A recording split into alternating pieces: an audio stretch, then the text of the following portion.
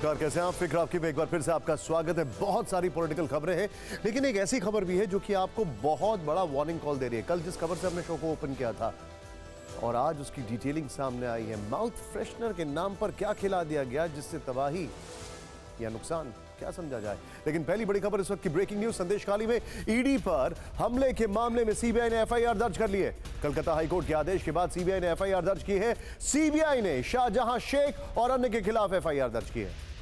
दूसरी breaking news जो इस वक्त आ रही है, असम पुलिस राहुल गांधी को समन जारी करेगी। न्याय यात्रा में हिंसा पर राहुल गांधी को समन जारी होगा। सीएम हेमंता बोले पुलिस लोकसभा चुनाव के बाद नोटिस भेजेगी। बड़ी खबर, लोकसभा चुनाव से पहले यूपी कैबिनेट का विस्तार हुआ है। योगी मंत्रिमंडल में 4 नए मंत्री शामिल। नाम देखिएगा, ओपी राजभर, अनिल कुमार, सुनील शर्मा और दारा सिंह चौहान मंत्री बने हैं। तेलंगाना के बाद ओडिशा से पीएम का विपक्ष पर प्रहार। कहा परिवारवादी भर रहे हैं अपनी तिजोरी, वो कहते हैं फैमिली फर्स्ट, मोदी कहता है नेशन फर्स्ट, प्रधानमंत्री ने कहा। और उज्जैन में राहुल गांधी ने महाकाल के दर्शन किए। बड़ी खबर आ रही है, शाहजहांपुर की रैली में बोले मोदी जी चाहते हैं जय श्री राम बोलो, भूखे मर जाओ। बीजेपी कार्यकर्ताओं ने राहुल के खिलाफ जमकर नारेबाजी की। महाराष्ट्र पहुंचकर गृह मंत्री का महाराष्ट्र विकास अघाड़ी पर बहुत बड़ा हमला। एमवीए गठबंधन के तीनों टायर पंचर हो गए, अमित शाह ने कहा। राहुल प्रियंका यान लॉन्च करने में 2 बार फेल रही सोनिया गांधी, गृह मंत्री ने कहा। बड़ी खबर, कलकत्ता हाईकोर्ट के पूर्व जस्टिस अभिजीत गंगोपाध्याय बीजेपी में शामिल होंगे। 7 मार्च को अभिजीत गंगोपाध्याय बीजेपी की सदस्यता लेंगे। पूर्व जस्टिस गांगुली ने कहा टीएमसी अंदर से टूट रही है। और यूपी के बाहुबली नेता धनंजय सिंह दोषी करार। जौनपुर मैनेजर अपहरण मामले में कोर्ट ने दोषी पाया, न्यायिक हिरासत में भेजा, कल होगा सजा का ऐलान। बड़ी खबर, राजस्थान में एसआई भर्ती परीक्षा 2021 का पेपर लीक हुआ। परीक्षा के दूसरे और तीसरे दिन पेपर लीक हुआ। पुलिस ने पेपर लीक में 14 ट्रेनी एसआई को गिरफ्तार किया है। इन सभी खबरों के साथ अब आपको देखना जरूरी है कि कर्टन रेजर में आज कौन कौन सी खबरें हैं जो सुर्खियां बनी हैं। पहली बड़ी खबर हम आपको दिखाने वाले हैं, उसको देखिए। गुरुग्राम के रेस्टोरेंट में माउथ फ्रेशनर मांगा तो वेटर ने ड्राई आइस, क्या है ड्राई आइस, ड्राई आइस खिला दिया, फिर खून की उल्टी हुई। ये खबर हमारे दर्शकों की फिक्र से जुड़ी है। दूसरी खबर, पीएम मोदी पश्चिम बंगाल पहुंच चुके हैं। कल उनके साथ संदेशखाली की 50 महिलाएं मंच साझा करेंगी। बंगाल जीतने वाला बीजेपी का ये दांव क्या है। तीसरी खबर, यूपी में कैबिनेट विस्तार हुआ, 4 नए मंत्रियों ने शपथ ली है। इससे टारगेट 400 पार कैसे होगा, जाति फैक्टर वाला गणित आपको जरूर समझना चाहिए। और चौथी खबर, साध्वी प्रज्ञा ठाकुर का टिकट कट चुका है। वो इसके बाद से लगातार गुस्से में है। उन्होंने आज किसे हथौड़ा दिखाया, तस्वीर दिखाएंगे। और पांचवी खबर, कोई राम के नाम पर पीएम मोदी पर हमला बोल रहा है, कोई परिवार के नाम पर हमला बोल रहा है। क्या चुनाव से पहले ये विपक्ष का सेल्फ गोल है? इन सभी खबरों के साथ शुरुआत कर रहे हैं उसी खबर से जो हमने आपको कल बताई थी, लेकिन आज इसकी डिटेलिंग बहुत ज्यादा है। दिल्ली से सटे गुरुग्राम की एक घटना से हम इस शो को शुरू कर रहे हैं। कल इसी वक्त इसी शो में यहीं पर हमने आपको ये खबर और इसका वीडियो दिखाया था। हमने दिखाया था कि रेस्टोरेंट में डिनर करने के बाद एक परिवार को खून की उल्टियां होने लगी थी। उनके मुंह में भयानक जलन हुई और ये वीडियो जिसने भी देखा वो डर गया। शुरुआत में खबर आई कि रेस्टोरेंट की ओर से इन्हें माउथ फ्रेशनर दिया गया था। इसे खाते ही 5 लोग बीमार पड़ गए। हमारे सहयोगी विवेक शर्मा और अभिजीत ठाकुर ने आज आगे की पड़ताल की तो और भी ज्यादा परेशान करने वाली बातें पता चली हैं। इन लोगों को माउथ फ्रेशनर के नाम पर ड्राई आइस दिया गया। पीड़ित परिवारों का ये दर्द सुनिए।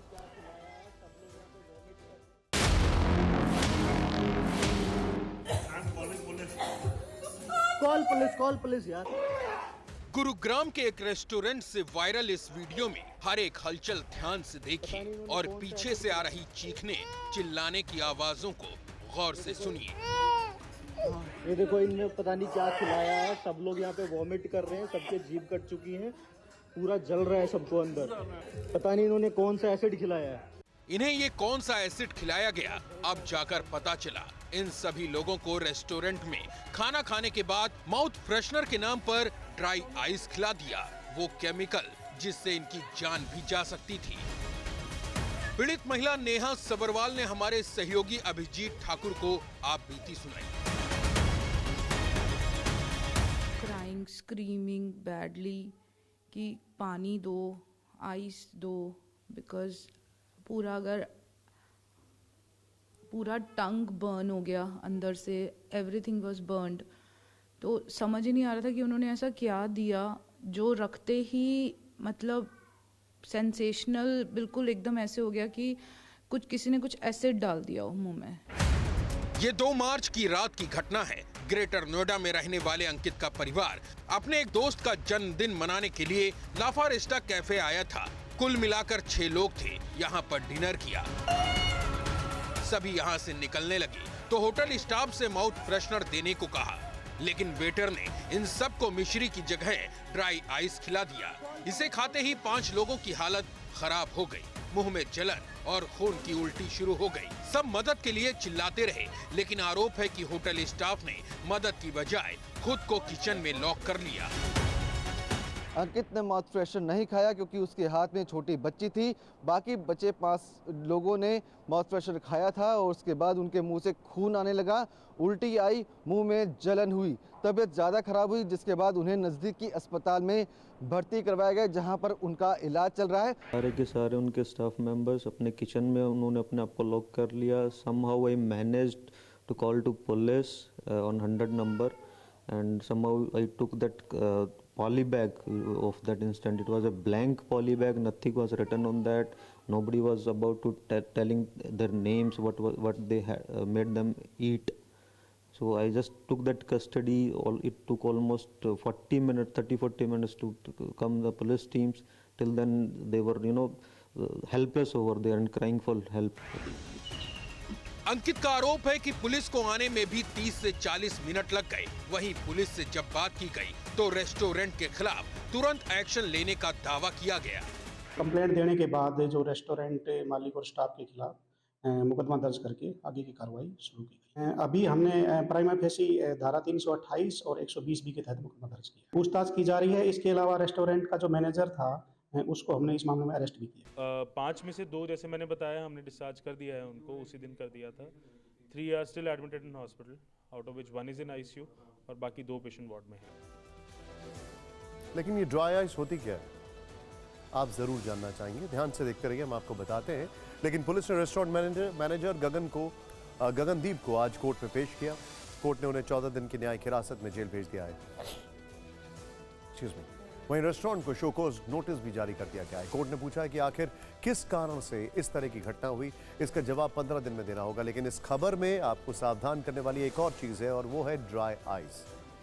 आप जब रेस्टोरेंट जाएं तो कैसे पहचानें कि ये ड्राई आइस है और उससे कैसे दूर रहें। हमने डॉक्टर की मदद से एक रिपोर्ट तैयार की है जिसमें आपकी फिक्र है।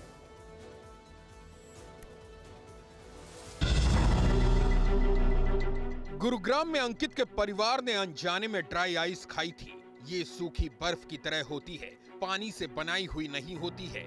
ये कार्बन डाइऑक्साइड का ठोस रूप है। फूड इंडस्ट्री से लेकर मेडिकल तक में कूलिंग एजेंट के रूप में इस्तेमाल की जाती है।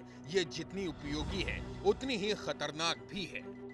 ये ईटिंग के लिए, खाने के लिए नहीं होता, क्योंकि इसका तो एक्सपोजर भी बहुत हार्मफुल हो सकता है। तो इसको कहते हैं कि कुछ अनप्रोटेक्टेड हैंड से आपको टच भी नहीं करना। और इन लोगों का जो भी हिस्ट्री आ रहा है कि भाई ड्राई आइस से ये इंजरी हुआ है, तो that is very dangerous, because ये तो इमीडिएटली आपकी जो जहाँ पे भी टच होगा उस एरिया को जला देती है। घर की फ्रिज में जो बर्फ होती है उसका तापमान -2 से 3 डिग्री होता है, लेकिन इसकी सतह का तापमान -80 डिग्री तक होता है। इस बर्फ को बनाने के लिए कार्बन डाइऑक्साइड को 109 डिग्री फ़ारेनहाइट तक ठंडा करके कंप्रेस किया जाता है, जिससे ये गैस बर्फ बन जाती है और इसे इस्तेमाल के लिए छोटे छोटे टुकड़ों में तोड़ा जाता है, जिससे देखने में ये बिल्कुल माउथ फ्रेशनर में इस्तेमाल मिश्री की तरह लगती है। आप इसको खा लेंगे अंदर तो फिर मुंह के अंदर तो जाएगा, आपका जो फूड पाइप है वो भी पूरा जल जाएगा। जैसे इन पेशेंट्स में भी हमने दोनों पेशेंट्स की एंडोस्कोपी करके देखा तो इनका फूड पाइप भी पूरा अंदर से जल गया था। तो ये तो इमीडिएट सिम्टम्स अभी के हैं कि बर्निंग और जो पेन हो रहा है, बट बाद में आफ्टर 3-4 मंथ्स के बाद पता चलेगा कि इनकी जो इंजरीज हैं वो आगे लाइफ लॉन्ग तक भी रह सकती हैं। ड्राई आइस का इस्तेमाल इससे जुड़े विशेषज्ञ ही कर सकते हैं। डॉक्टरों की माने तो आम लोगों को इससे दूर रहना चाहिए, क्योंकि अगर गलती से भी ये शरीर को छू जाए तो त्वचा के सेल्स मर सकते हैं, शरीर जल सकता है, बहुत नुकसान हो सकता है। दुनिया में कई ऐसे मामले भी देखे गए हैं जब ड्राई आइस खाने के कारण इंसान की मौत तक हो चुकी है। ये जानलेवा भी साबित हुआ है। इमेजिन करें कि ये ड्राई आइस का इम्पैक्ट एसिड की तरह हो रहा है। अगर मैं कहूं तो शायद ये अतिशयोक्ति नहीं होनी चाहिए। हालांकि केमिकली अलग अलग रिएक्शंस होते हैं, लेकिन उसका जो इम्पैक्ट है क्या कुछ वैसे ही होता है। ड्राई आइस को दस्ताने पहनकर छुआ जाता है। ड्राई आइस ज़्यादा तापमान में आने पर पिघलने के बजाय धुआं बनकर उड़ने लगती है। इसको रखने के लिए लाइसेंस की ज़रूरत होती है। वैसे ड्राई आइस का गलतियों से बड़ा गहरा नाता है। जिसने ड्राई आइस की खोज की थी उसने इसे गलती से खोजा था। उसका नाम था आद्रियन जॉन पियर थ्रॉलियर। इसके बाद पूरी दुनिया में इसका प्रयोग बढ़ता चला गया। इसकी डिमांड हर कुछ वर्षों में दोगुनी होती जा रही है। वैसे गुरुग्राम में भी वेटर ने गलती से माउथ फ्रेशनर की जगह ड्राई आइस पेश कर दी, जिसे खाते ही 5 लोग अस्पताल पहुंच गए। अब आपको लेकर चलते हैं बंगाल, जहां संदेश खाली पर आज दिल्ली से लेकर कोलकाता तक जमकर राजनीति हुई है। प्रधानमंत्री मोदी बंगाल दौरे पर कोलकाता राजभवन पहुंच चुके हैं। पीएम नॉर्थ 24 परगना में कल महिला रैली को संबोधित करेंगे। इस दौरान संदेश खाली की पीड़ित महिलाएं भी मंच पर उनसे मुलाकात करने वाली हैं। यह रैली बंगाल की राजनीति बदलने वाली होगी। पीएम के दौरे से पहले संदेश खाली पर 2 बड़े अपडेट। पहला, आज संदेश खाली की गूंज दिल्ली में सुनाई दी। अखिल भारतीय विद्यार्थी परिषद एबीवीपी के कार्यकर्ताओं ने बंग भवन के बाहर टीएमसी के खिलाफ प्रदर्शन किया। महिला उत्पीड़न के आरोपी शाहजहां शेख पर सख्त कार्रवाई की मांग की। कार्यकर्ताओं ने पुलिस बैरिकेड पर चढ़ने की कोशिश की। पुलिस ने हल्का बल प्रयोग किया, लेकिन उनकी मांग बनकर रह गई। बंगाल की पुलिस का इरादा कुछ और है, क्योंकि दूसरा अपडेट, संदेश खाली में महिला उत्पीड़न, जबरन जमीन कब्जा और ईडी पर हमले के आरोपी शाहजहां शेख से जुड़ा है। शेख को आज सीबीआई कस्टडी में सौंपने का आदेश दिया गया। दरअसल ईडी ने कलकत्ता हाईकोर्ट में सीबीआई जांच की मांग के लिए अपील की थी। ईडी की दलील थी कि यदि आरोपी पुलिस या फिर सीआईडी की कस्टडी में रहेगा तो हमले की जांच प्रभावित हो सकती है। केस से जुड़ी जानकारी और सबूत के नष्ट होने का खतरा बना रहेगा। ईडी ने हाईकोर्ट से फौरन सुनवाई का अनुरोध किया और सीबीआई जांच की मांग की। ईडी की दलील को सही मानते हुए कलकत्ता हाईकोर्ट के मुख्य न्यायाधीश ने मामले की जांच सीबीआई से कराने का आदेश दिया। आरोपी शाहजहां शेख को सीबीआई को सौंपने को कहा गया। इसके बाद सीबीआई की 3 सदस्यीय टीम शेख को लेने पुलिस मुख्यालय पहुंची। हालांकि पुलिस ने शेख को सौंपने से इनकार कर दिया। सुप्रीम कोर्ट में मामले के विचाराधीन होने की दलील दी। इस मामले में हमें अभी नया अपडेट मिला है। संदेश खाली में ईडी पर हमले के मामले में सीबीआई ने एफआईआर दर्ज की। कलकत्ता हाईकोर्ट के आदेश के बाद सीबीआई ने एफआईआर दर्ज की है। सीबीआई की तरफ से शाहजहां शेख और अन्य के खिलाफ एफआईआर दर्ज की गई। इससे पहले बंगाल पुलिस ने सीबीआई को शेख की कस्टडी नहीं दी, क्योंकि पश्चिम बंगाल सरकार ने हाईकोर्ट के फैसले को सुप्रीम कोर्ट में चुनौती दी है। शाहजहां शेख को सीबीआई से बचाने की कोशिश की है। पश्चिम बंगाल सरकार ने जस्टिस संजीव खन्ना के समक्ष मेशिनिंग कर हाईकोर्ट के आदेश पर रोक लगाने की मांग की है। जैसे संजीव खन्ना की बेंच ने पश्चिम बंगाल सरकार के वकील अभिषेक मनु सिंघवी को रजिस्ट्रार के सामने मेशिनिंग करने को कहा। सीबीआई को शेख की कस्टडी मिलने के बाद बीजेपी हमलावर हो गई है। टीएमसी के खिलाफ इसे सत्य की जीत बता दिया। Kolkata High Court transferring the matter of Shahjahan Sheikh from the West Bengal Police to the CBI evokes only one response: Satyamev Jayate. सत्यमेव जयते इसलिए कहा जा रहा है क्योंकि ये तस्वीर आपको हमेशा याद रखनी होगी। ये तस्वीर दरअसल शाहजहां मानसिकता की है तृणमूल कांग्रेस में। ये तस्वीर दरअसल शाहजहां के सेकुलर संरक्षण की है टीएमसी में। एक वर्ड पर आपको क्लैरिटी देना चाहूंगा। जस्टिस संजीव खन्ना की बेंच ने पश्चिम बंगाल सरकार के वकील अभिषेक मनु सिंघवी को रजिस्ट्रार के सामने मेंशनिंग यानी डिटेलिंग करने को कहा। सीबीआई को शेख की कस्टडी मिलने के बाद बीजेपी हमलावर हो गई। टीएमसी के खिलाफ इसे सत्य की जीत बता दिया है और अब पीएम मोदी के बंगाल दौरे के बीच टीवी 9 भारतवर्ष संदेश खाली पहुंच चुका है। यहां हमारे संवाददाता कुमार कुंदन ने पीड़ित महिलाओं से बातचीत की। इन महिलाओं ने टीवी 9 के कैमरे पर बड़ा खुलासा किया। इन्होंने बताया कि कल जब वो पीएम मोदी से मिलेंगी तब शाहजहां शेख के कौन से काले राज सामने रखेंगे। मोदी जय स्वागतम, मोदी जी को जय श्री राम।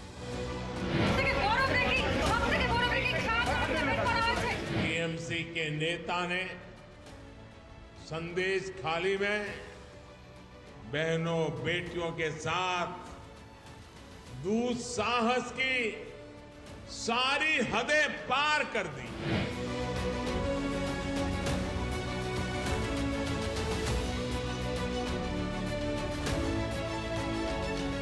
सब माँ बहनें चाहते हैं कि हम मोदी जी से मिलना चाहते हैं। तो आप लोग जब मोदी जी से मिलेंगे तो ये सब बात रखेंगे? हाँ, जरूर रखेंगे। हमारे साथ जो भी हुआ है, रात को 12 बजे तक बुलाया जाता, कभी भी बुलाया जाता था लेडीज़ों को, खाना बनाने की बहाने, पैर दबाने की बहाने, मतलब मसाज की बहाने, ऐसे बहाने कर करके बुलाते थे लड़कियों को। पता है निर्यातन जो करता था, जो भी इनको हुआ था, सब कुछ मंत्री के बताया, मार धरो, कोदाल से बांट दिया। प्रधानमंत्री से जाएंगे कल मिलने आप लोग की? हाँ, जाओ। क्या बोलेंगे उनको, क्या बताएंगे क्या हुआ है? की बोलबो प्राइम मिनिस्टर की बोलबो? शेख शाहजहां शिबू हाजरा उत्तम सर्दार। अच्छा, বলে শেখ শাহজাহান উত্তম সর্দার যে আমাদের এখানে অত্যাচার করেছে।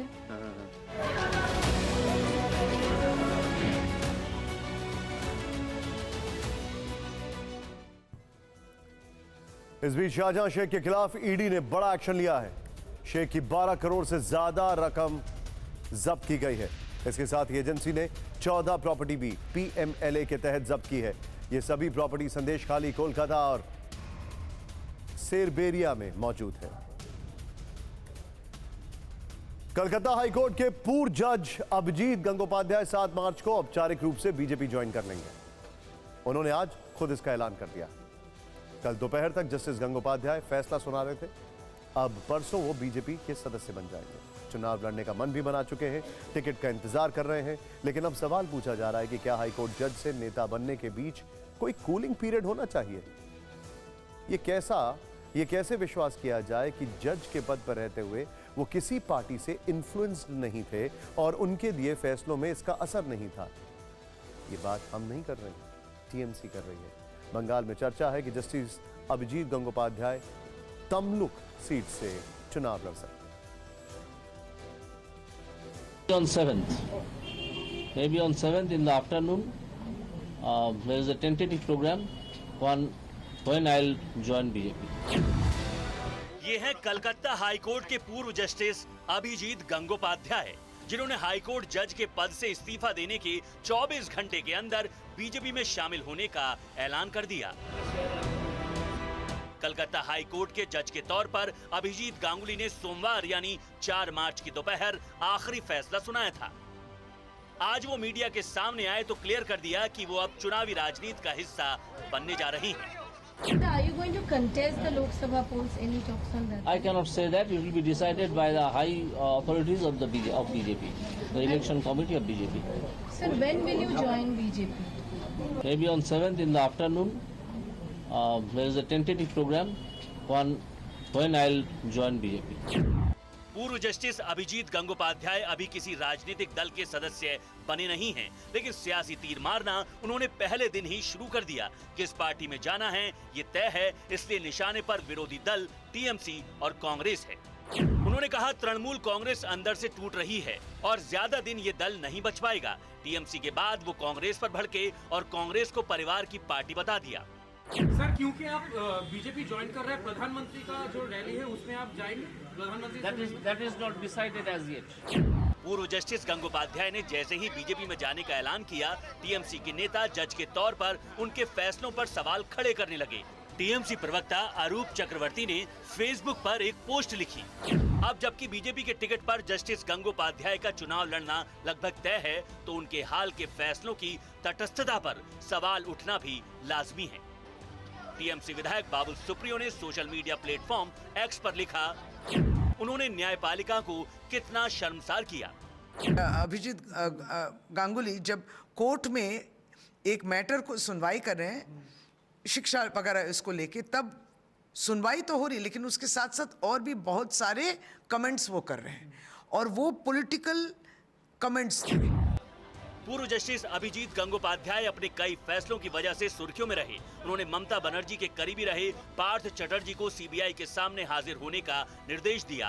तत्कालीन शिक्षा मंत्री की बेटी को टीचर की नौकरी से बर्खास्त कर उसकी जगह योग्य उम्मीदवार को नौकरी देने का फैसला सुनाया। अपने इन्हीं फैसलों की वजह से उनका टीएमसी से 36 का आंकड़ा रहा।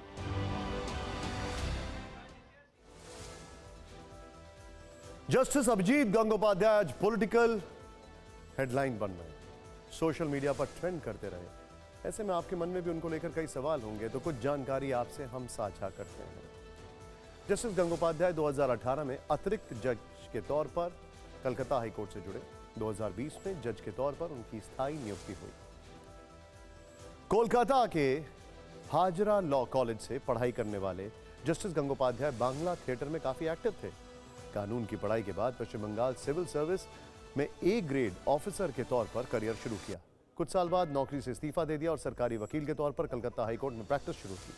हाईकोर्ट जज के 2.5 साल के कार्यकाल में उन्होंने 95 फैसले सुनाए, जिनमें स्कूल भर्ती घोटाले की जांच सीबीआई से कराने का फैसला भी शामिल है। हाईकोर्ट के जज के तौर पर उन्होंने 14 मामलों में की जांच सीबीआई को सौंपी थी।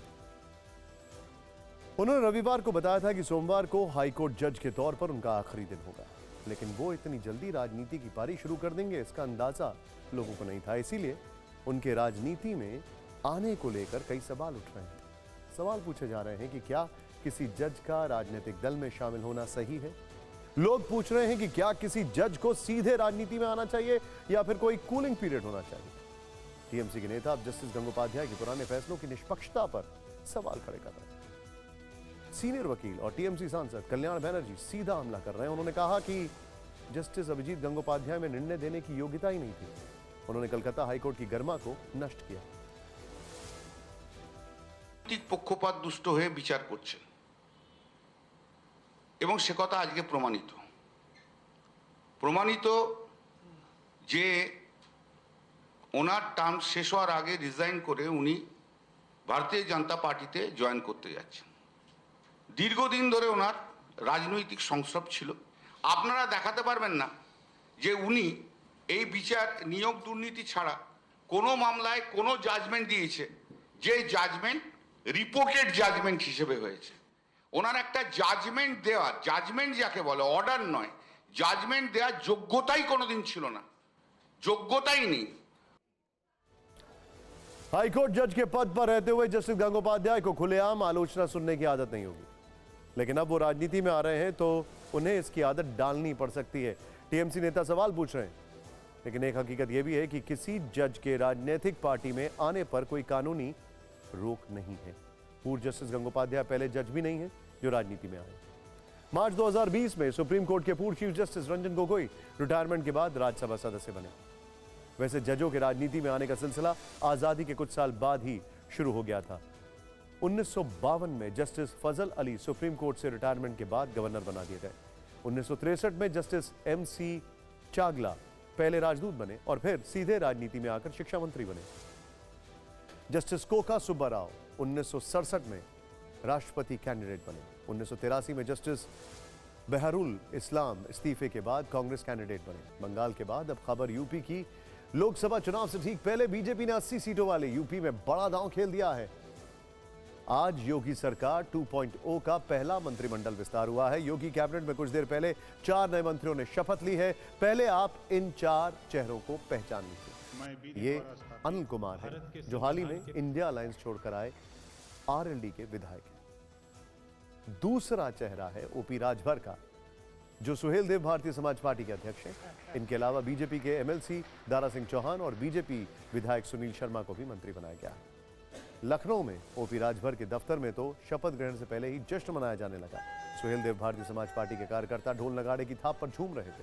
पूर्व यूपी कैबिनेट का यह विस्तार अहम इसलिए हो जाता है क्योंकि इसमें जाति से लेकर सीट समीकरण का पूरा खाका खींचा गया है। मिशन 400+ में जुटी बीजेपी के इस मास्टर स्ट्रोक को समझने के लिए ये रिपोर्ट देखें। मैं ओम प्रकाश राजभर, मैं दारा सिंह चौहान, मैं अनिल कुमार, मैं सुनील कुमार शर्मा ईश्वर की शपथ लेता हूं राजभवन में शपथ ग्रहण के साथ ही यूपी में लंबे समय से जारी मंत्रिमंडल विस्तार की चर्चा आज समाप्त हो गई।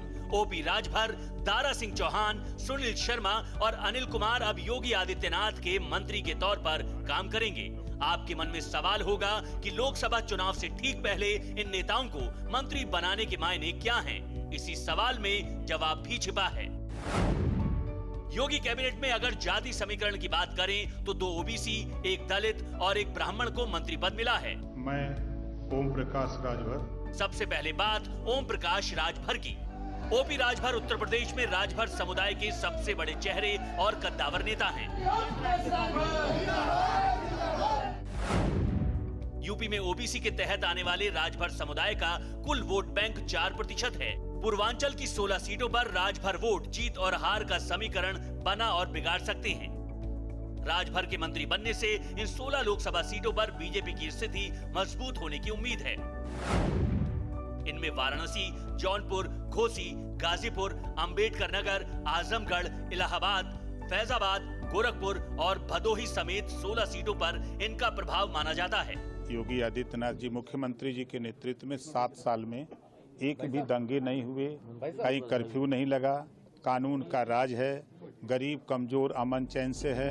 मैं अनिल कुमार। दूसरे चेहरे हैं आरएलडी अध्यक्ष जयंत चौधरी के करीबी और पार्टी के विधायक अनिल कुमार। सच्ची श्रद्धा और निष्ठा रखूंगा। 3 बार के विधायक अनिल कुमार अनुसूचित जाति से आते हैं। यूपी में दलित वोट 20.7% है, जो पश्चिमी यूपी की 15 सीटों पर जीत हार में निर्णायक है। ये मेरे लिए, मेरे वर्ग के लिए बहुत महत्वपूर्ण है। मैं धन्यवाद करूंगा उनका। आभार व्यक्त करने के लिए मेरे पास शब्द नहीं है। मैं माननीय मुख्यमंत्री जी का आभार व्यक्त करूंगा, प्रधानमंत्री जी का करूंगा। दलित समुदाय बीएसपी का कोर वोट बैंक माना जाता है, लेकिन एक के बाद एक चुनाव में मिल रही हार के चलते दलित वोटर मायावती से छिटक रहा है। ऐसे में जयंत के करीबी दलित विधायक को कैबिनेट का हिस्सा बनाकर पश्चिमी यूपी में बीजेपी ने दलित वोटरों को साधने की कोशिश की है। बीजेपी ने अपने कोटे से भी 2 विधायकों दारा सिंह चौहान और सुनील शर्मा को शपथ दिलवाई है। दारा सिंह चौहान पूर्वांचल के प्रभावशाली ओबीसी नेता हैं। वो ओबीसी में नोनिया समुदाय से आते हैं, जिसके 2 से 3% वोटर हैं। घोसी, आजमगढ़, गाजीपुर, चंदौली, बलिया और जौनपुर यानी 6 लोकसभा सीटों पर यह समुदाय के वोटरों का प्रभाव है। 2023 में समाजवादी पार्टी से इस्तीफा देकर वो बीजेपी में आए, लेकिन घोसी विधानसभा उपचुनाव में वो समाजवादी पार्टी से हार गए। अभी वो बीजेपी के एमएलसी हैं। कहा जाता है कि समाजवादी पार्टी में रहते वो अखिलेश यादव को बहुत फायदा नहीं दिला पाए। अब बीजेपी को कितना फायदा दिला पाते हैं, ये नतीजे के बाद पता चलेगा। अब आप योगी कैबिनेट के नए मंत्री और चौथे चेहरे सुनील कुमार शर्मा को भी जान लीजिए। वो साहिबाबाद से 3 बार के विधायक हैं। यूपी में सुनील शर्मा की गिनती बड़े ब्राह्मण नेताओं में होती है। राज्य में ब्राह्मणों का 11% वोट है, जो 25 लोकसभा सीटों पर गेम चेंजर माने जाते हैं। सुनील शर्मा को मंत्री बनाकर बीजेपी ने ब्राह्मणों को साधने की कोशिश की है। इसका फायदा पार्टी को पश्चिमी उत्तर प्रदेश में भी मिल सकता है। मंत्री बनने के बाद दारा सिंह चौहान और सुनील शर्मा दोनों का दावा है कि लोकसभा चुनाव में यूपी में इस बार बीजेपी क्लीन स्वीप करने वाली है। लोकसभा अब की बार उत्तर प्रदेश में 80 हाँ 80 के 80 उत्तर प्रदेश की 80 लोकसभा सीटें जितवा करके देश में जो लक्ष्य निर्धारित किया हमारी पार्टी ने 400 के पार करके फिर नरेंद्र मोदी जी को तीसरी बार प्रधानमंत्री बनाने का काम करेंगे। योगी कैबिनेट में नए चेहरों के बाद खबर उस चेहरे की जिसका टिकट 1995 प्रत्याशियों वाली बीजेपी की पहली सूची में कट गया। इसके बाद उसने हाथ में हथौड़ा उठा लिया। हथौड़ा क्यों उठाया, कारण बताते हैं।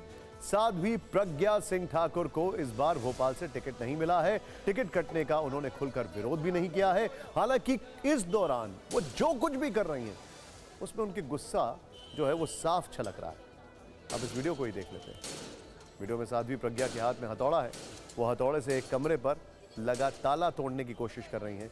इस हथौड़े और ताले की इनसाइड स्टोरी हम आपको दिखाएं उससे पहले साध्वी प्रज्ञा का एक बयान सुन लीजिए, जिसमें वो मीडिया पर ही भड़क गई। भोपाल से टिकट कटने का गुस्सा जैसे मीडिया पर निकाल रही है।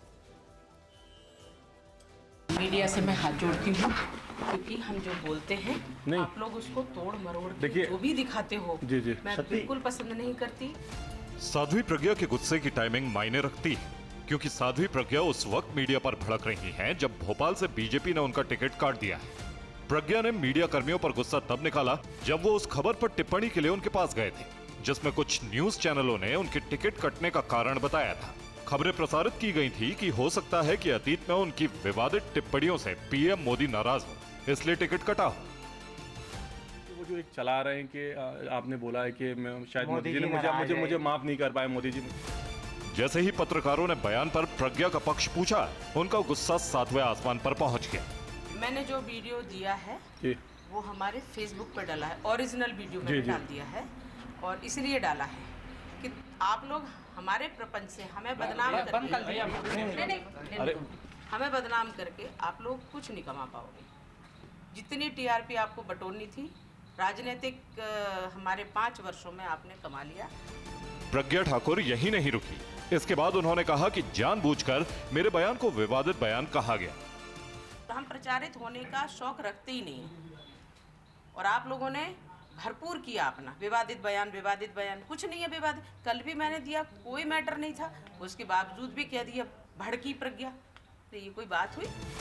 इसे गुस्सा कहें या साध्वी की बौखलाहट, वो लगातार 2 मिनट तक मीडिया कर्मियों पर बरसती रही। मीडिया को से ना बनी ना मीडिया मुझे बिगाड़ सकता है। मैं अपने सिद्धांतों पर चलती हूँ, सन्यासी हूँ और इसको कोई मिटा नहीं सकता। इसलिए जो सत्य है मैं वही हूँ। साध्वी प्रज्ञा मीडिया से ही नाराज नहीं है, बल्कि वो अपनी पार्टी के विधायक को भी नहीं बख्श रही है। लेकिन अब ये हथौड़ा क्यों चल रहा है? अब उस वीडियो की इनसाइड स्टोरी आपको दिखाते हैं जिसमें हमने इस खबर की शुरुआत की। इस वीडियो में भी साध्वी प्रज्ञा गुस्से में दिख रही हैं। कुछ लोग इसे भी उनके टिकट कटने से जोड़ रहे हैं, चर्चा कर रहे हैं कि ये भी उनका गुस्सा दिखाने का तरीका है। हालांकि उनके इस गुस्से की वजह शराब का एक ठेका है जो उनके संसदीय क्षेत्र के एक गांव में चल रहा था। ये ठेका एक स्कूल के पास स्थित था। कुछ छात्राओं ने इसके खिलाफ प्रज्ञा ठाकुर से शिकायत की। सांसद प्रज्ञा ठाकुर सीहोर के खजूरिया कला गांव में भूमि पूजन के कार्यक्रम में शामिल होने पहुंची थी। छात्राओं की शिकायत पर वो स्कूल के पास बने ठेके के खिलाफ कार्रवाई करने पहुंच गई। उन्होंने को कहा पुलिस कर्मियों ने लाचारी दिखाई। हम भी प्रतीक्षा किए हैं, हमारे से झूठ बोला, हमें वीडियो भेजा, ज्यादा नहीं। आप लोग पीछे हो जाओ। इसके बाद प्रज्ञा ठाकुर ने हथौड़ा मंगवाया। पहले छात्राओं से ताला तोड़ने को कहा, इसके बाद खुद हथौड़े से ताले पर चोट मारनी शुरू कर दी। ताला नहीं टूटा तो छैनी की मांग की। दीदी हाथ कर लो, दीदी हाथ लो, मैं तोड़ो दीदी। बेटा आप लोग पीछे हो जाओ।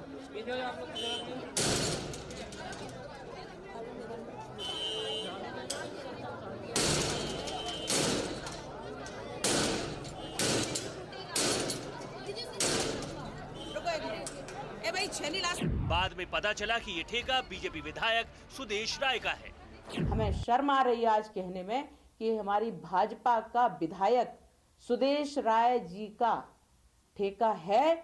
ये मुझे प्रशासन ने बताया और ये मुझे जनता ने बताया। बीजेपी विधायक का ठेका होने की बात पता चलने पर प्रज्ञा ठाकुर और भड़क उठी। यहाँ तक कह दिया कि अगर यही बीजेपी के आदर्श हैं तो मैं तत्काल बीजेपी छोड़ने को तैयार हूँ। मैं पार्टी से भी मांग करूंगी कि इस प्रकार का कुकृत्य करने वाले लोगों को कभी भी क्षमा नहीं करना चाहिए और भारतीय जनता पार्टी का यह आदर्श हो ही नहीं सकता। और अगर इस प्रकार से आदर्श है भारतीय जनता पार्टी का तो मैं आज छोड़ने को तैयार हूं इसको। अब अगर साध्वी प्रज्ञा बात बात पर गुस्सा करेंगी तो सियासी गलियारों में चर्चा तो होगी। चर्चा ये, क्या ये टिकट कटने वाली बौखलाहट है? साध्वी प्रज्ञा ठाकुर के गुस्से के बाद अब बात विपक्षी नेताओं की उन गलतियों की करते हैं जो वो बार बार दोहरा रहे हैं और चुनावी सीजन में प्रधानमंत्री मोदी और बीजेपी को बड़ा मुद्दा थमा रहे हैं। कल विपक्ष के बड़े नेता लालू प्रसाद यादव ने प्रधानमंत्री मोदी को परिवार वाला मुद्दा थाली में सजा कर दे दिया था। प्रधानमंत्री ने इसे परिवारवाद से जोड़कर पूरे देश को ही मोदी का परिवार बताकर नया अभियान शुरू कर दिया। आज फिर वही हुआ। विपक्ष के 3 नेताओं ने एक बार फिर से बीजेपी के लिए मुद्दों की थाली सजा दी। तीनों नेताओं ने राम का नाम लिया और बीजेपी को बैठे बिठाए बड़ा मुद्दा दे दिया। डीएमके सांसद और पूर्व केंद्रीय मंत्री ए राजा ने राम को दुश्मन बताया। टीएमसी विधायक रामेंदु सिन्हा रॉय ने राम मंदिर को अपवित्र कहा, जबकि राहुल गांधी ने कहा मोदी जी चाहते हैं जय श्री राम बोलो, भूखे मर जाओ। लेकिन सबसे पहले आपको कुछ तस्वीरें दिखाना चाहते हैं। राहुल गांधी की न्याय यात्रा इस वक्त मध्य प्रदेश में है। आज उनकी इस यात्रा में एक्शन, इमोशन और भक्ति भाव तीनों दिखे। राहुल गांधी ने उज्जैन पहुंचने के बाद सबसे पहले भगवान महाकाल के दर्शन किए। उनके साथ कमलनाथ भी मंदिर में मौजूद रहे। राहुल गांधी ने विधिवत बाबा महाकाल की पूजा की, उनके आगे माथा टेका। फिर उन्होंने उज्जैन में करीब 3 किलोमीटर लंबा रोड शो भी किया। ये चौथी बार है जब उन्होंने बाबा महाकाल का आशीर्वाद लिया। इससे पहले 29 नवंबर 2022 को भारत जोड़ो यात्रा के दौरान भी राहुल गांधी ने भगवान महाकाल के दर्शन किए। उज्जैन पहुंचने से पहले राहुल गांधी की यात्रा शाहजहांपुर में थी, जहां एक रोचक तस्वीर दिखी। शाहजहांपुर में राहुल का सामना बीजेपी कार्यकर्ताओं से हुआ। जिस वक्त राहुल ओपन जीप में गुजर रहे थे, वहां कुछ कार्यकर्ता बीजेपी के पहुंच गए। बीजेपी कार्यकर्ता मोदी मोदी और जय श्री राम के नारे लगाने लगे। ये देखकर राहुल गांधी ने अपनी गाड़ी को रुकवाया और बीजेपी कार्यकर्ताओं के पास पहुंच गए। तभी कुछ बीजेपी कार्यकर्ताओं ने राहुल गांधी को आलू पकड़ा दिए। राहुल गांधी बीजेपी कार्यकर्ताओं को फ्लाइंग किस करते हुए वहां से आगे बढ़ गए। इस पूरे घटनाक्रम से जुड़ी ये तस्वीरें आप ध्यान से देखें।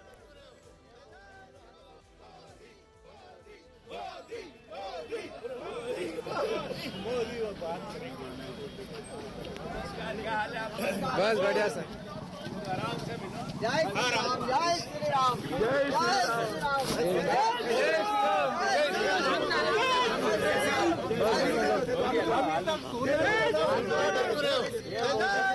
जय श्री राम।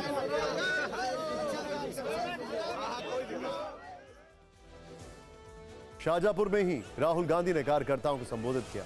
वो प्रधानमंत्री मोदी पर हमलावर थे, लेकिन बातों बातों में उन्होंने एक ऐसी बात कह दी जिस पर जबरदस्त सियासत शुरू हो गई। राहुल गांधी ने कहा मोदी जी चाहते हैं कि नौजवान दिन भर मोबाइल फोन देखते रहें, जय श्री राम बोलो और भूखे मर जाओ। राहुल गांधी ने कहा कि जय श्री राम बोलो और भूखे मर जाओ। यही 7 शब्दों को बीजेपी ने लपक लिया और फिर कैसे सियासी हमले किए गए, ये रिपोर्ट है।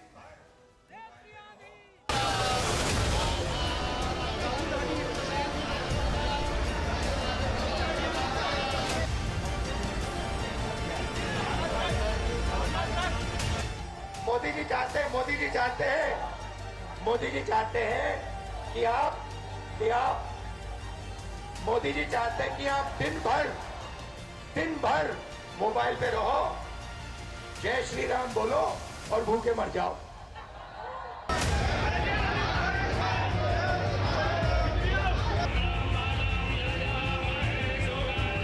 कुछ लोगों का मानसिक संतुलन पूरी तरह से बिगड़ा हुआ है और वो मानसिक संतुलन ठीक करने के लिए समय की ज़रूरत है। समय के साथ वो जय श्री राम भी बोलेंगे, भारत माता की जय भी बोलेंगे। वक्त आने दीजिए, वक्त जो है वो सारी दिमाग को ठीक कर देगा उनके। बीजेपी की बेवकूफ़ी के वक्तव्यों का मैं यहाँ से जवाब दूंगी इस मंच से। इस मंच का थोड़ा आदर करिए आप लोग। जो भुखमरी से लोग मर रहे हैं, जो 9 करोड़ से ज़्यादा बच्चे कुपोषित हैं, वो किसके बच्चे हैं? भारत माता के ही बच्चे हैं ना। उसके बारे में क्या बोलेगी बगुला? निशाना पीएम मोदी और बीजेपी थे, लेकिन विपक्षी नेता भगवान राम को बीच में ले आए। राहुल गांधी अकेले नहीं है जिन्होंने राम का नाम लेकर राजनीति साधने की कोशिश की। सियासत के चक्कर में बंगाल से तमिलनाडु तक राम भक्तों की दिल दुखाने वाले बयान दिए गए। तमिलनाडु में डीएमके सांसद ए राजा ने ऐसी बात कही जो सनातन धर्म पर आस्था रखने वालों का अपमान है। आपको देखें। टीएमसी विधायक राम का नाम लेकर प्रधानमंत्री मोदी पर निशाना साध रहे थे। प्रधानमंत्री मोदी ने रामलला की प्राण प्रतिष्ठा की। टीएमसी विधायक ने इसी पर प्रश्न खड़े किए। रामेंदु सिन्हा रॉय ने कहा, ब्राह्मणों को छोड़कर कोई पूजा करता है क्या? ब्राह्मणों के बिना न पूजा होती है और न इमाम के बिना नमाज। मैं पूछना चाहता हूं कि नरेंद्र मोदी अगर ब्राह्मण हैं तो उनका जनेऊ कब हुआ? मुझे लगता है अपवित्र राम मंदिर में किसी को पूजा नहीं करनी चाहिए। निशाने पर पीएम मोदी थे, लेकिन बात उल्टी पड़ गई। डीएमके सांसद ए राजा और टीएमसी विधायक रामेंदु सिन्हा रॉय की ऐसी टिप्पणियों ने सियासी पारा 7वें आसमान पर पहुंचा दिया। ये सब वो लोग हैं जो हिंदी को गाली निकालते हैं, हिंदुस्तान को खत्म करने की बात करते हैं, टुकड़ों टुकड़ों में देखते हैं, टुकड़े टुकड़े गैंग का समर्थन करते हैं। उनके एक नेता की है, इसके पहले स्टालिन की थी, वो एमपी भी है। संविधान की शपथ ली है कांग्रेस पार्टी से पूछना चाहूंगा, राहुल गांधी से, सोनिया जी से, प्रियंका से, खरगे साहब से, आप इसको सही मानते हैं? कल किसानों का दिल्ली कूच का ऐलान। इस वक्त की एक बड़ी खबर आ रही है, ब्रेकिंग न्यूज आपके सामने। किसानों के दिल्ली कूच को लेकर अलर्ट जारी किया गया है। बस के जरिए दिल्ली में घुस सकते हैं प्रदर्शनकारी। सूत्रों के हवाले से खबर, छोटी गाड़ियों से भी दिल्ली में घुसने की आशंका है। नई दिल्ली में प्रदर्शन करना चाहते हैं किसान।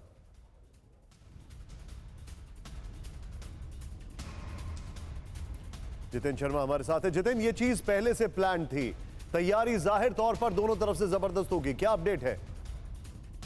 जी बिल्कुल निशान, देखिए दिल्ली पुलिस ने अपनी पूरी अलर्टनेस बढ़ा दी है। इस वक्त बॉर्डर के ऊपर दिल्ली पुलिस तैनात है पैरामिलिट्री फोर्सेस के साथ। इसके अलावा जो एक नया अलर्ट दिल्ली पुलिस की तरफ से जारी किया गया, उसमें कहा गया कि किसान कल छोटे छोटे ग्रुप्स में लुटियन जोन में पहुंचने की कोशिश करेंगे, चाहे वो बस के जरिए पहुंचने की कोशिश करें, गाड़ियों के जरिए पहुंचने की कोशिश करें या फिर रेल के जरिए।